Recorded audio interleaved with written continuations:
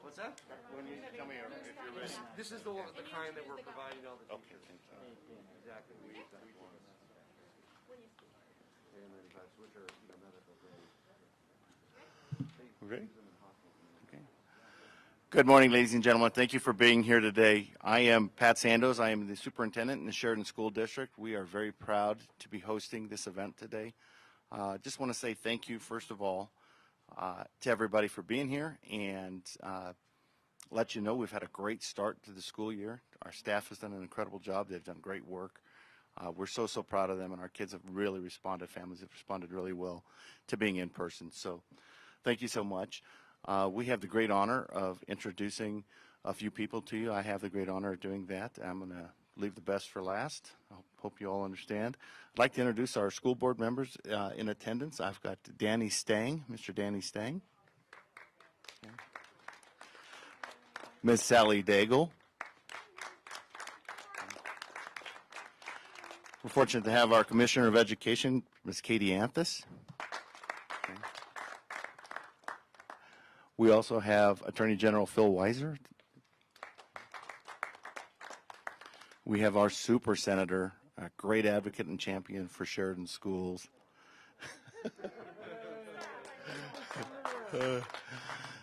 Senator Jeff Bridges. got me laughing there. I'm sorry.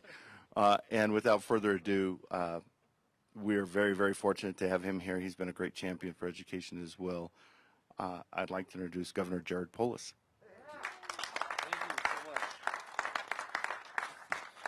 Thank you, Superintendent Sandoz. We are so excited for you to host us here in Sheridan, and congratulations on all of the great work. Many of your families in your district really rely on, schools as the linchpin of the community, with families with single parents, both parents work, and really finding a way to do education safely in the COVID era is a challenge of our time, and you and Sheridan School District and your board and your teachers have really risen to that challenge, and I want to congratulate you. I also want to thank our great Attorney General Phil Weiser, Commissioner Anthus, and T-Mobile and the other partners that we're going to talk about here today.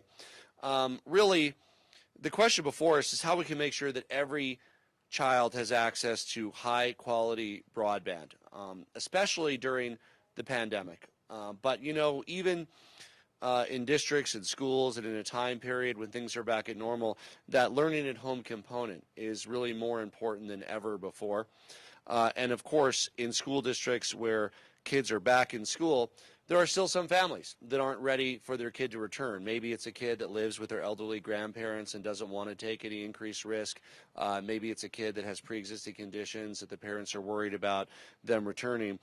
And no matter where you live, in rural Colorado, in Sheridan School District, in anywhere in our state, you need to make sure that access piece at home is there and in place. For if or when a school needs to convert to online only for a period of time to contain an outbreak early, if a kid isn't ready to return to school, and just to supplement the everyday learning for which broadband internet access is more important than ever before. In addition, during this crisis, many students in Colorado will experience periods of remote learning, and we know that there are still far too many kids at home that lack access to high-speed broadband.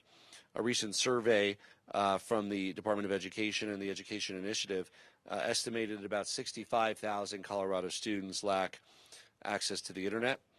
And while providers have worked hard to provide low-cost options and for districts and families, and there are still too many students without a connection in both urban Colorado and rural Colorado. Even worse, this access divide often falls along racial lines. Recent research from Colorado Future Center found that 2/3 of students that lack internet access in Colorado are Latino.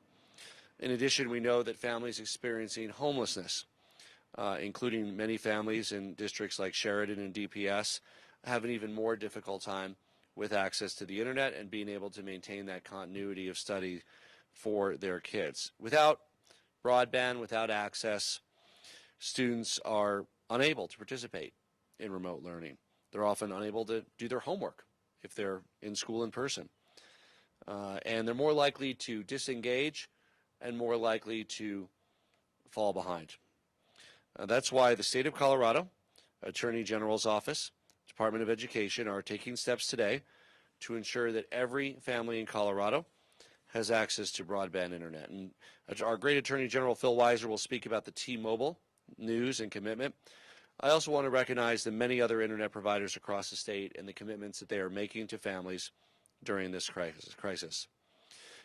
Take Viaero Wireless on the Eastern Plains. When the stay-at-home order went into effect, Viaero converted hundreds of inexpensive smartphones into hotspots in just a matter of days.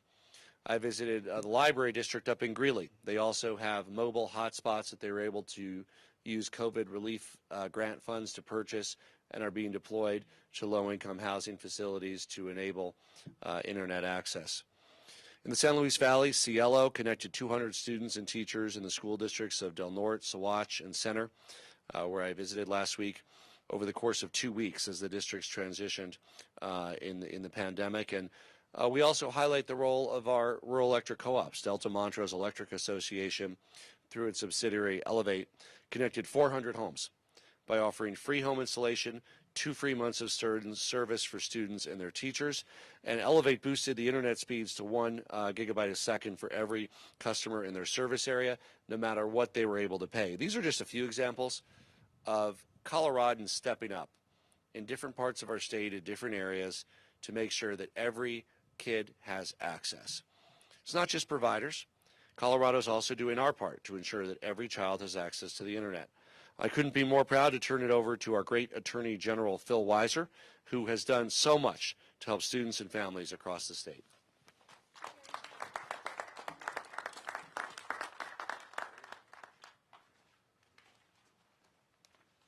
Thank you so much, Governor Polis, and thank you, Superintendent Sandos, for putting this incredibly important conversation together. I want to pick up where our governor left off because we're in a challenging time right now.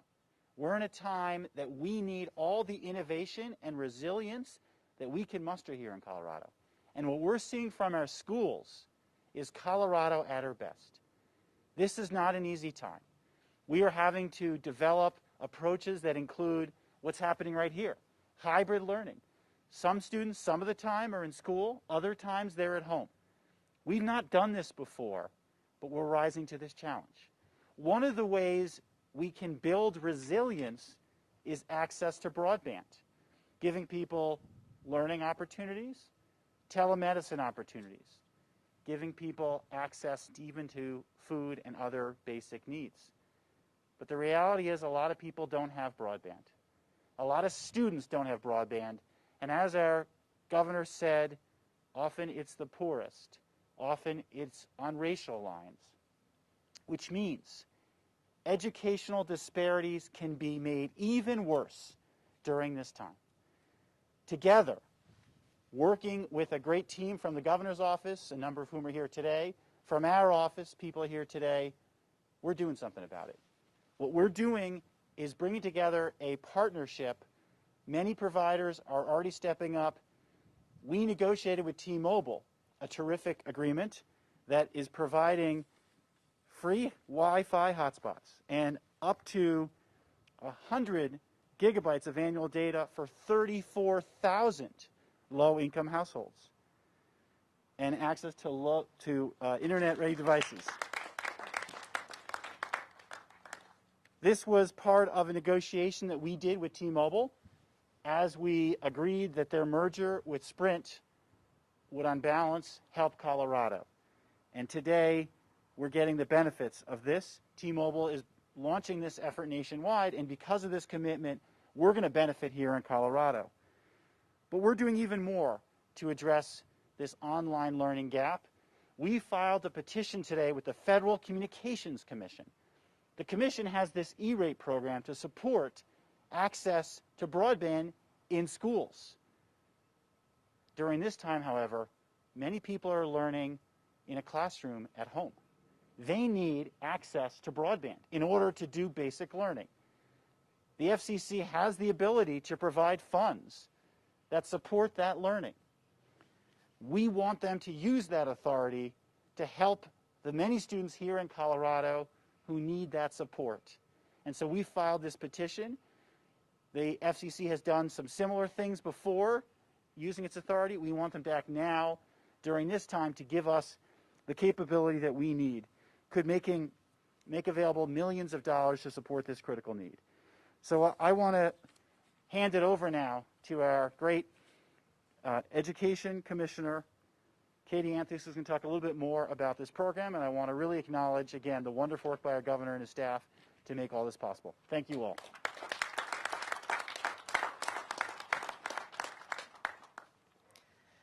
Thank you so much, everyone. I really want to start by thanking Superintendent Sandos and all of his colleagues around the state.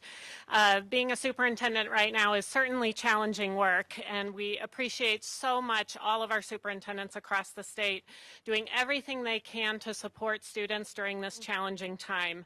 I know you and your staff and teachers across our state have been working tirelessly to support all of our students, and I really appreciate it.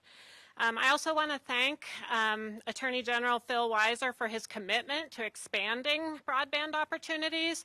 He came to me early on saying we need to work together and really work to solve some of these problems. The time is now because of all the challenges and the multiple ways we need our students to be able to learn in this time and age. The need for increased broadband access and Wi-Fi and highlighting our digital divide was really made clear in a partnership we had with the Colorado Education Initiative. Rebecca Holmes is here. I want to thank her and her staff for her work to really identify the problem. It's hard to solve the problem if you can't identify it. And so, as the governor said earlier, we really were able to pinpoint where extra support and Wi-Fi opportunities were needed. And so really appreciate her partnership. I also want to thank the Office of Information Technology, who's been working with us behind the scenes on this, helping us put this project together. So today I am pleased that the Department of Education is going to invest $2 million in addition to the T-Mobile. In addition to the T-Mobile agreements and all of the agreements we've been making with other providers, to really leverage broadband access and internet access to our families across the state of Colorado. So this funding comes from the emergency federal funding set aside for state-level activities through the Coronavirus Relief Aid and Economic Securities Act. And we will be reaching out to districts soon to let them know how they can apply for these funds. The districts can use these funds to purchase hotspots for low-income families in areas with service, but also to identify other creative opportunities. We know that in some of our rural communities, hotspots don't always work perfectly. So we need to identify some other creative opportunities to get towers and mobile trucks in those areas so that students have this opportunity. I've just heard from many parents and guardians and grandparents and families who are really having a tough time supporting their students through this time. And broadband access is now an essential school supply. It's a non-negotiable. And so we are really excited about this partnership, and it doesn't end here. We're going to keep working together to really do our part to close the digital divide. It seems like everything in 2020 is a little crazy, a little harder, a little more challenging, but it really does show our resilience in coming together and that we can solve problems together. So I'm really excited about this partnership. I thank everybody who's here, and I want to turn it over to probably one of our most important constituents, Roxana, who is a parent here in the Sheridan School District, to share her experience. Thank you.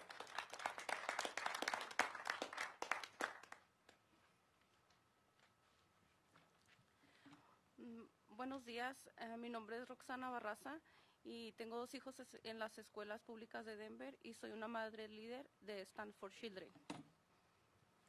Good morning, my name is Roxana Barraza. I have two children in Denver Public Schools and I'm a mother and a leader with Stand for Children. Cuando empezó la pandemia me vi en una situación muy fea. En ese momento no tenía acceso a un internet confiable. Estaba utilizando un servicio donde tenía que pagar $30 semanales. When the pandemic started, I saw myself in a very ugly situation. During this time, I did not have access to reliable internet. I was using a service where I would have to pay $30 per week.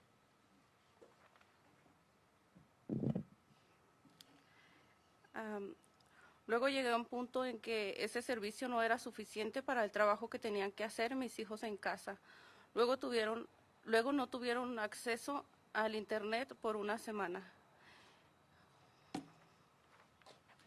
We reached a point where this service wasn't enough for the work that my children had to do at school. And there came a time where they didn't have access for a week. Un día estaba mirando la televisión y vi un programa de estudiantes de Xfinity que daba internet a las familias por solo $10 mensuales. One day I was watching television and I saw an ad for a program for students with Xfinity that provided families with internet for $10 a month. Eso fue un alivio ya que debido a la pandemia me habían disminuido las horas en mi trabajo y hasta el día de hoy he utilizado ese mismo paquete de Xfinity y ha salvado la educación de mis hijos. This was a relief because due to the pandemic, my hours had been cut at work. And up to this day, I still continue to use that same package from Xfinity, which has saved my children's education. Por eso estoy muy emocionada de estar aquí apoyando al gobernador en su plan de darle acceso a Internet a todas las familias en Colorado. That is why I'm very excited to be here supporting the governor in his plan to provide internet access to all the families in Colorado. Esto logrará que todos los estudiantes del estado tengan acceso a sus clases en línea y puedan seguir sus estudios adelante. Muchas gracias al gobernador Polis. This will achieve that all students in our state have access to their online classes and are able to advance all of their studies. Thank you very much, Governor Polis. Ahora le paso esto al senador Bridges, el representante del distrito. And now I hand it over to Senator Bridges, who represents our district.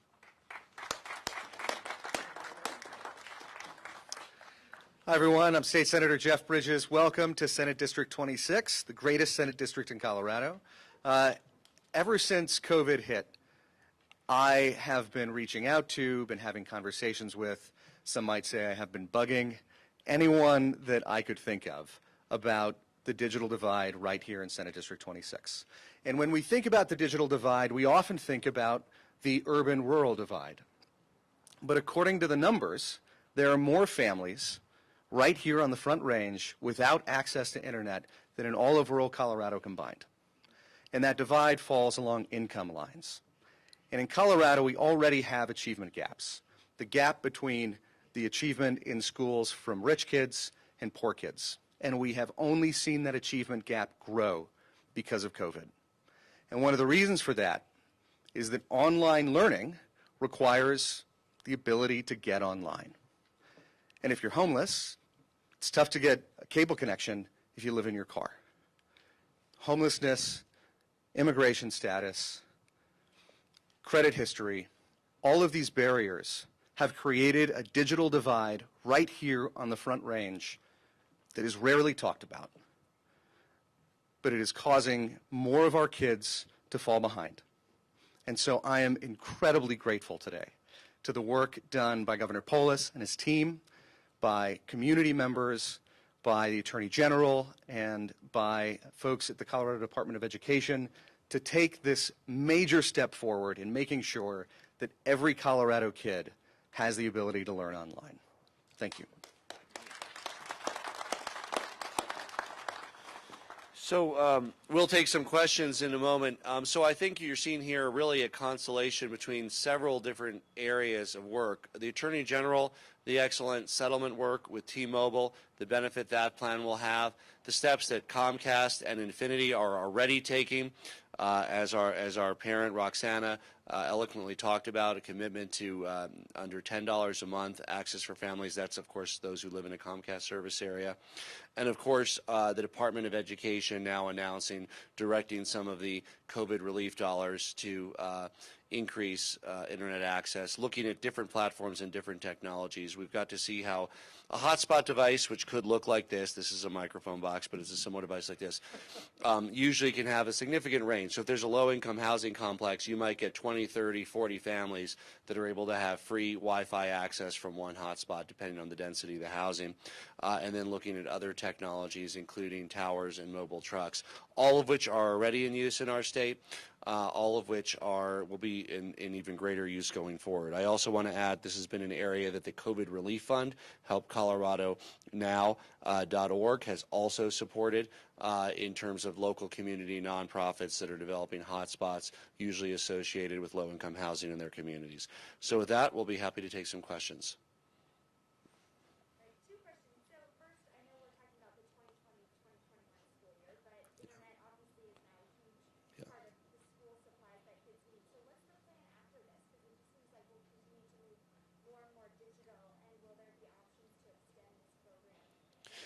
Yeah, these are just the first steps. Out of necessity, which breeds innovation, we have in the pandemic an even greater need for something that the overall trend has been increasing the importance of over time. So I think you'll see additional steps that we take in partnership with community nonprofits. Many, I highlighted the Delta Montrose Co-op, many electric co-ops that are getting into the high-speed internet business, and of course the continued effort by the state to make sure that we successfully bridge the digital divide and that every family has access going forward. I think Phil Weiser wants to address that one as well. On that first one, along with 30 other state AGs, 39 attorneys general joined together under leadership, me and some other states, to call on Congress to provide continual funding that would include for a so-called lifeline service.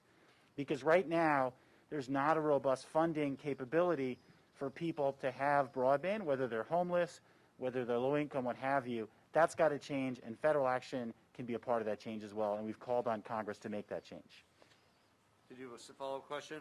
Yeah, and I have one other question. So I know you talked about towers and mobile trucks helping. Yeah.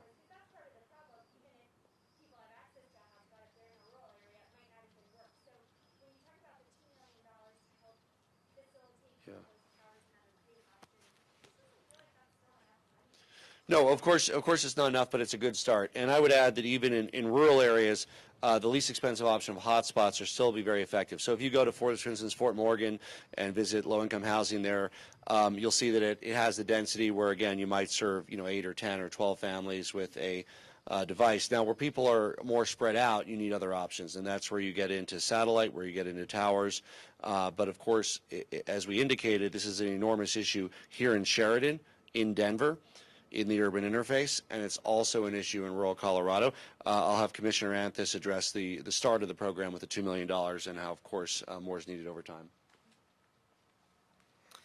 Thank you. Yeah, I think I would just echo what the governor said, which is just this is the first step, and we need to look across the whole state and figure out what next steps are needed. But if we can solve some of these initial problems, we're going to have more information about how to solve the larger problems. If I can just add a little flavor to that, which is how fortunate we are to have a governor and a commissioner of education who gets how important this is. There are a lot of states that are not as innovative, not doing the sorts of things we're talking about today. We definitely have more to do, but Colorado is now positioned as a national leader on this issue because of their leadership.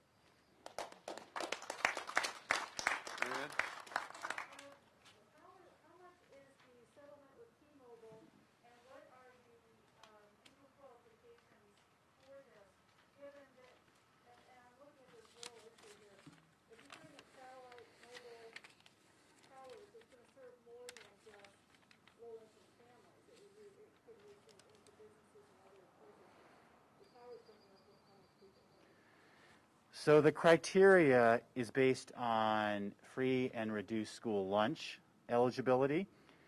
The commitment is free Wi-Fi hotspots and 100 gigabytes of annual data for 34,000 low-income households, as well as access to low-cost internet-ready devices, whether they be tablets or laptops. That's the T-Mobile commitment. As I think was the other question, that will not necessarily address the full issue, but we're going to work with school districts to make sure that we can at least address that part. We are absolutely in a game of catch-up here, but we now also have a catalyst in this moment to address an issue that is of real urgency to our students. They put it in terms of deliverables, not in terms of dollars.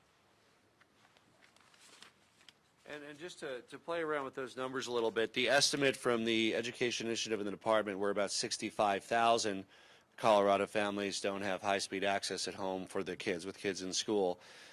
This number served under the T-Mobile program is about half that, so it's in the 30,000s. Now, that doesn't mean that it meets half the need, because some of the people that the T-Mobile service will benefit might already have access, but it'll save those families, $10, $20, $30 a month, which is also a big deal. As we heard from Roxana, going from a $30 a week program to a $10 a month program, and what that means in terms of the ability to support your family. So it will provide access for families that don't have it, and also save money for families that are currently struggling to pay, $20, $30 a month. And I also want to thank Senator Bridges for his leadership in Sheridan School District, and also really one of the biggest champions of education down in the state legislature, as well as his commitment to helping to bridge the digital divide both in the urban and rural parts of Colorado. Thank you.